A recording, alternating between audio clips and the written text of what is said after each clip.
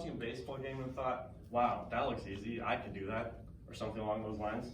While pitching might look very simple, like you're just throwing a ball, there's really a lot that has to happen to be a successful pitcher. I'll be showing you the very basics of how to throw a baseball. There are many different styles of pitching and different setups you have to do depending upon how many base runners are on base and how many outs there are. So today I'll be showing you as if there were no runners on base. The first step is to get on the mound. This might seem relatively self-explanatory, but there is some thinking you have to do before you can get on the mound. You have to check you have to know how many outs there are and check if there are any base runners on base. If there are any base runners on base, you have to pitch from the stretch, which is a shorter version of the windup, which is quicker and shorter so that the catcher has a better chance of throwing out runners at second base or third base if they try to steal.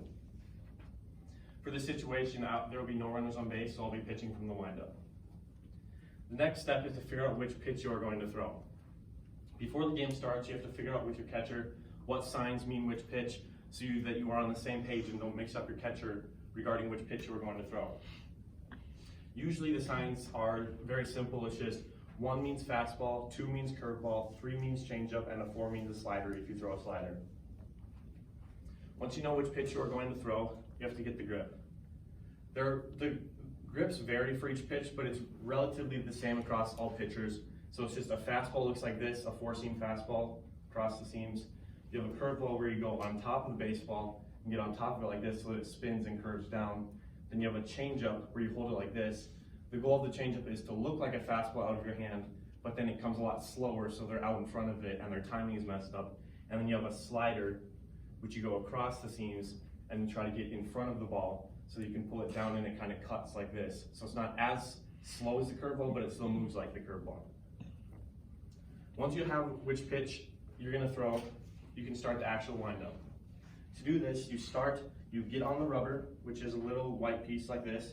You stand on it facing home plate, stand facing home plate.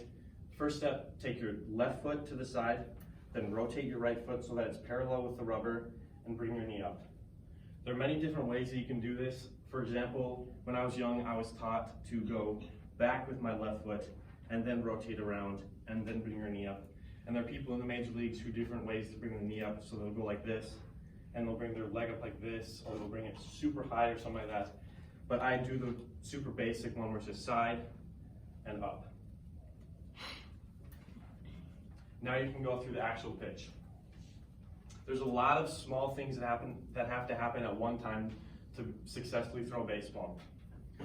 You start with your knee up like this. The first thing you do is take your back knee, your heel, and your hip and drive straight forward towards the home plate. You push with your leg like this and you start falling like this. As soon as you start falling, your hands have to separate from your glove so that the ball doesn't stay in your glove. You come out like this and this arm comes backwards so that there's some power from behind, and this arm goes forward so that you can pull with this glove and rotate this like this. And this is where you release the ball. For every single different pitch, like fastball, curveball, changeup, and stuff like that, everything is the exact same until you get to this point where you do just little movements with your wrist. So curveball, you get on top of the ball like this, fastball, you're behind it, changeup, you get on the other side, and a slider is kind of in between a fastball and a curveball. Now the final step is the follow through. All you have to do to this is get your release point and straighten this leg like this, and then swing this leg around like that. This might seem pretty simple, like it doesn't really matter, but it really is important, because if you were to not follow through and just stop like this, your shoulder just bangs on your shoulder, and there's a lot of injuries that can happen if you do that because it's not slowing down and it just goes like that. So you have to rotate around like this so you can see my arm just swings through like that. Here's what it looks like all together.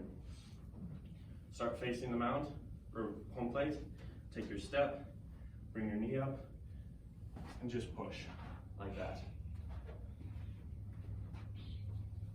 Hopefully I've shown you the basics of the setup, wind up, pitching motion, and follow through that goes into pitching, and you've gained a little bit of respect for how really challenging it is to throw a baseball successfully.